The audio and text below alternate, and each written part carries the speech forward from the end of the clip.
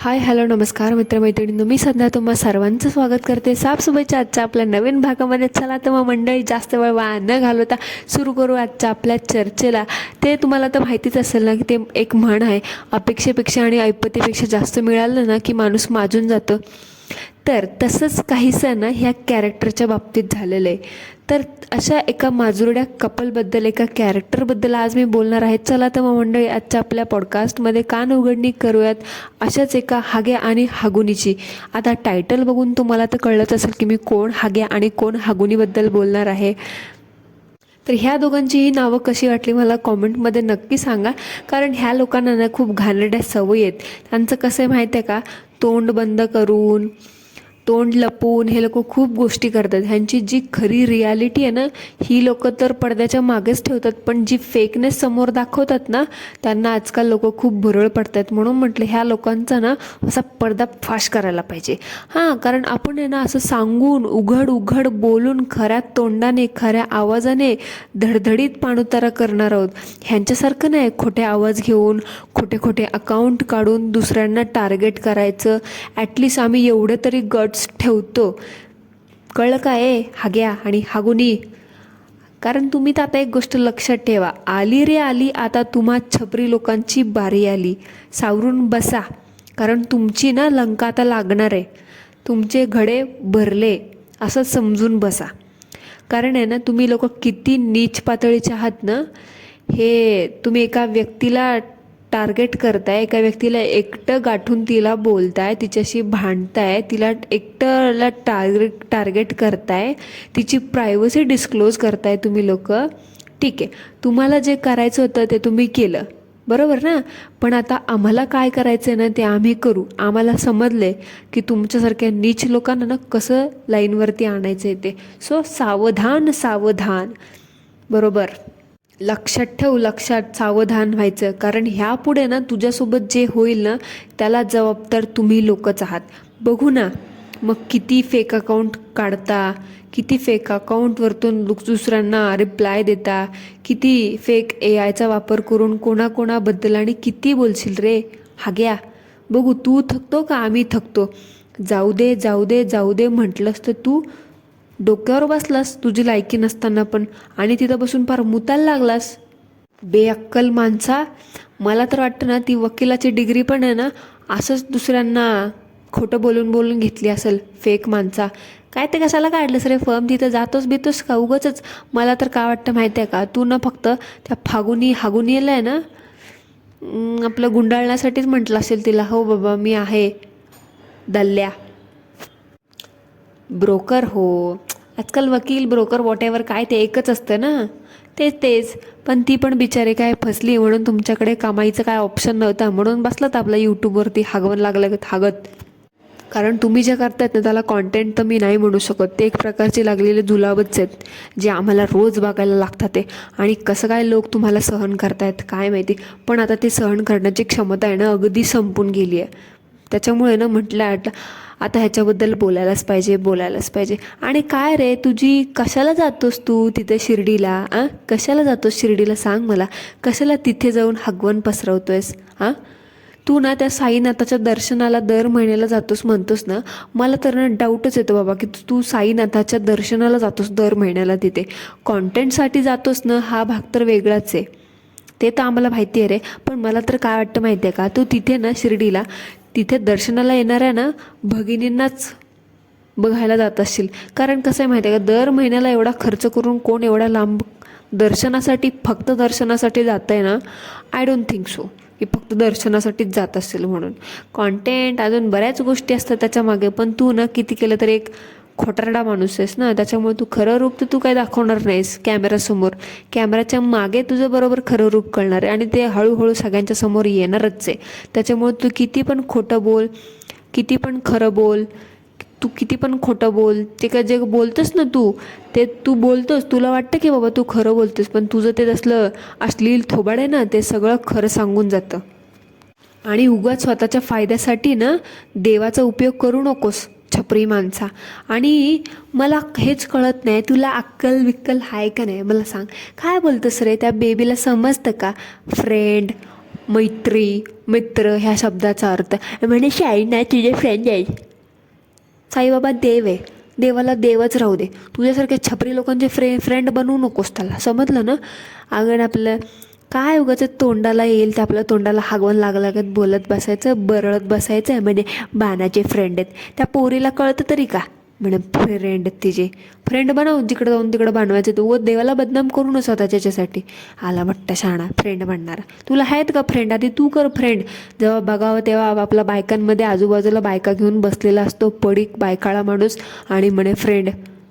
तिला पण घेऊन जात जरा बाहेर फ्रेंड दाखवायला. जरा असली जे खरे फ्रेंड असतात का त्यांच्यामध्ये फिरव तिला. 4 पोरांमध्ये 4 पोरींमध्ये लहान लहान लेकरं असतात का त्यांच्यामध्ये खेळू दे.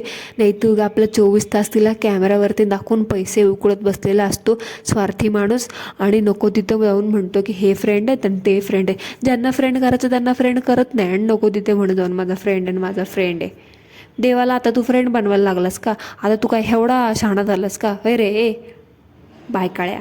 आणि मला एक कळत नाही, तुला एवढे साक्षात्कार होतात चुकीची कामं केल्याबद्दल, तरी तुला अक्कल आली नाही का रे? हां, तरी पण असं हागवण लागल्यागत बोलतंस, लोकांना काही पण बोलत सुटतंस.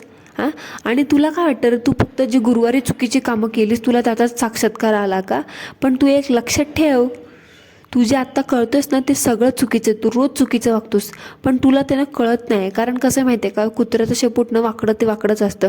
शेवटी तू काय ते मान्य करणार नाहीस ना की तू चुकीचं करतोयस, बरोबर ना. पण तयार राह, तयार राह तू हाग्या. मी तुला सांगते तू तयार राहा. कारण तुला आहे ना अजून भरपूर गोष्टींची परतफेड करायची आहे. साक्षात्कार तुला त्या गोष्टींचा होणार नाही, होत असेल तरी तुला तर कळत नसेल.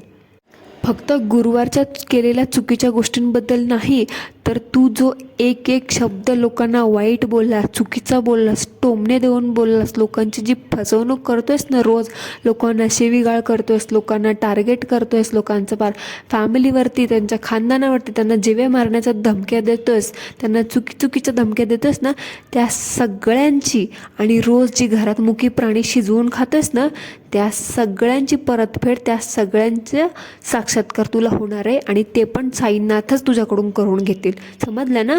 लक्षात ठेव, लक्षात. कानावरचा जरा पडदा उघड, ते कानावरची केस बाजूला सरकव आणि ऐक जरा. आणि डोंट वरी, तू विसरलास ना, तू विसरणारच नाहीस रे बाबा, माहिती आहे मला. पण तू विसरलास ना तरी आम्ही काय तुला विसरू देणार नाही. वेळोवेळी आम्ही तुला आठवण करून देऊच. कशाला उगाच तुझ्या त्या बिंडोक बुद्धीला ताण द्यायचा ना. कारण ती बुद्धी एवढी काम करत असती तर आपला फर्ममध्ये बसला असतास ना कुणाचं तरी घाशा गुंडाळायला. पण इथे तुझाच घाशा गुंडाळला आहे ना, कारण तुझ्या बुद्धीला तेवढी अक्कलच नाही आहे. म्हणून तर तू आपला यूट्यूबवरती पडीक असतोस. बीवी बच्चा दिखाओ और पैसा कमाओ, ह्या योजनेचे लाभार्थी आहात तुम्ही लोक. आणि बघा मंडळी, ह्याने आहे ना, हा कसा माहिती आहे का, हा स्वतःची पोलखोल स्वतःच करत असतो. आता बघा काय बोलतो, हागुनी ना रोजच पंजाबी ड्रेस घालत नाही, असं कधीमध्ये घालते, मला आवडतं तसा. आता मला सांगा मंडळी, हागुनीनी रोजच पंजाबी ड्रेस घालून व्लॉगमध्ये आली तर लोक तो व्लॉग बघणार कोण? बघणार कसा आणि काय म्हणून बघणार ना. आपलं ऑडियन्स, आपलं चॅनलच त्या वेस्टर्न कपड्यांवरती चालू आहे, तर मग पंजाबी ड्रेस रोज घालून ती हागुनी तरी कशी बसणार ना बिचारी. रोज पंजाबी ड्रेस घालून बसलं तर चॅनल बघायला तरी कोण येणार आणि ऑडियन्स अट्रॅक्ट तरी कसं होणार ना आपल्या चॅनलकडे. त्याच्यामुळं आपलं वेस्टर्न आउटफिट घालायचं, थोडा स्किन शो करायचा, थोडेसे लचक मचक करायचं आहे, झालं लगे आले लाखभर view. Directly indirectly western outfit घाला आणि बायकोला चॅनलची रीच वाढवून द्या. हे ह्यांचं समीकरण आहे. हा बोलून जातो एक, पण बोलता बोलता स्वतःचंच पोलखोल करून घेतो. काय माहिती ह्या नालायकाला, ह्या गाढव बैलबुद्धीला वकिलाची डिग्री कोणी दिली काय माहिती. मंडळी, तुम्हाला कोणाला माहीत असेल ना हा खराखुरा वकील आहे का नाही, जरा ते सांगा बरं. कुठल्या कॉलेजमधून डिग्री फिग्री घेतली जरा बघू बरं. आपण त्याच्याबद्दल पण चांगली बैठक बसूयात. कारण हा आहे ना आजकाल लय उडायला लागला आहे. मला तर वाटतं ना ह्याचे पंखच कापायला लागतील. आणि बघा, दर्शन करायला गेला हा साईबाबांचं शिर्डीला, पण तिथे पण हाने ना पैशांचा मास दाखवलाच. अरे बाबा हो, माहिती आहे तुला, लाखभर सबस्क्रायबर आहेत तुझे, चांगले डॉलर येतात म्हणून बायकोला शो करून. आता तिथं पण तू मंदिरात जाऊन पण पैसा होतणार का तू? आता देवाचं दर्शन करायला पण तू पैशानेच करणार का? जायचंच कशाला होतंस ना? त्या म्हणायचंच बाबा देवा तूच इथं ये, मी तुला पैसे देतो. तेवढं लांब तरी कशाला गेलास? रांगेत जायचं होतं ना. एवढा साईबाबांचा भक्त आहेस तू, एवढेच तुला साक्षात्कार होतात तर रांगेने जायचं. मोठी रांग नाही तर तासभराची रांगेत तरी थांबून यायचं ना. आणि म्हणे जहागीरदारासारखा गेला, सांगतोय अजून तोंड वर करून 200 रुपये दिले, 400 रुपये दिले आणि 5 मिनिटातच बाहेर आलो. कशाला गेलास? इथं साईबाबालाच म्हणायचं होतं ना तुम्ही या इकडं. काय फायदा झाला पण तुझ्या त्या दर्शनाचा रे 5 मिनिटाच्या? एवढे 100 200 400 रुपये ओतून तिथे. तुला खरं सांगू का, कानाचे केस सरकव बाजूला थोडेसे आणि ऐक. सरकवले का? तर ऐक. हे बघ, साईनाथ आहे ना तुझ्यासारख्या फुकट्या माजुरड्या नीच वृत्तीच्या वरवर भक्ती करणाऱ्या लोकांकडे ना ढुंकून सुद्धा बघत नाहीत. त्याच्यामुळे तू 100 रुपये दे, 1000 रुपये दे ना, तिकडे लाखभर रुपयांचा पास घेऊन 5 मिनिटात दर्शन करून घे. तुला ते काही दर्शन देणार नाहीत, कळलं का? जो त्यांचा खरा भक्त आहे, जो रांगेत जातो, व्यवस्थित शिस्तीमध्ये लोकांचा आदर सत्कार करतो, सन्मानाने स्त्रियांना वागवतो, आपल्या घरातल्या घराबाहेरच्या बायकांचा इज्जतीचा काळजी घेतो, त्यांचा आदर करतो ना, अशा बायकांनाच साईनाथ दर्शन देतात. कळलं ना? तुला साक्षात्कार दिले त्यांनी सुधर ह्यासाठी, पण तू कुत्र्याचं शेपूट वाकडं त्याचा चुकीचाच अर्थ काढून बसलाच. शेवटी नाहीतरी तू पैदासच चुकीची आहेस ना, किती केलं तरी.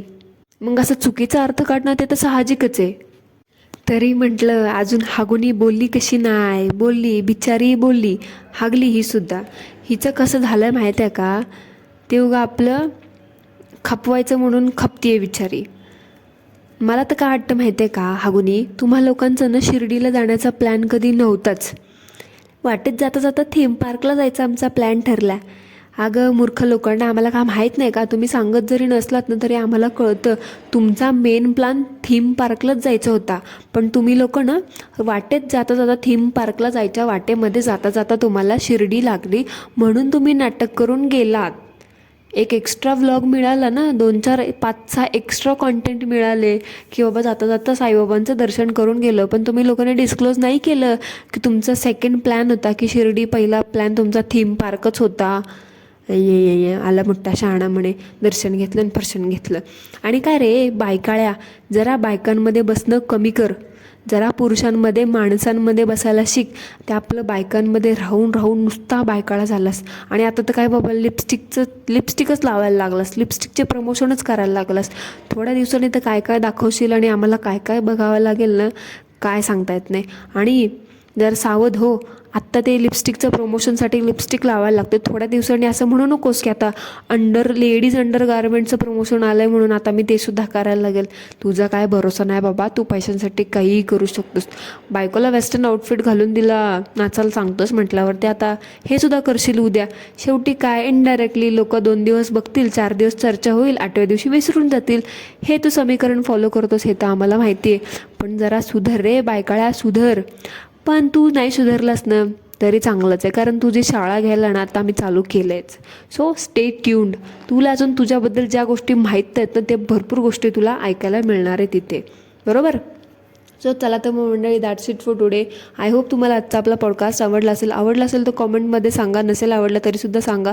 थँक्यू सो मच, धन्यवाद.